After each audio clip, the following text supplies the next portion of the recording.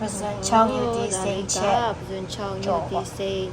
ဆက်စက်ကလေးချက်ထား Hello Hello ကျမဒီနေ့က တဲ့ဆပ်လာတဲ့က ပဇွန်ချောင်းယူဒီစိန်ချက်ပဲ ယူဒီစိန် ပဇွန်ချောင်းထောင်း ပဇွန် ထား ချောင်းထောင်း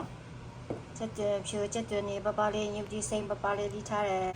စီပူလာ ဒီပူလာလို့ရှိရင်ချက်ဖြူထဲမယ်ချက်ဖြူညီလေးထဲမယ်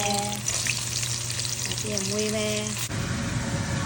အနေနဲ့မြန်လာလို့ရှိရင်ယူဒီစိန်ထဲမယ်ရောင်ဒီမုတ်ထဲမယ်နော်မုတ်ထဲမယ်စာချုံမုတ်ထဲတယ်ဒါပြည့်မွေးမယ်ဝေးမယ်ကြောမယ်ဒီလိုလေးနည်းနည်းမြန်လာရင်ဆောင်းထားတဲ့ပင်ချောင်းလေးထဲမယ်ဝေးမယ်မြည်ကြည့်မယ်စားကြည့်မယ် ပဇွန်ချောင်းယူဒီစိန်ချက် စက်ကလေးနဲ့ ကြောပေါ့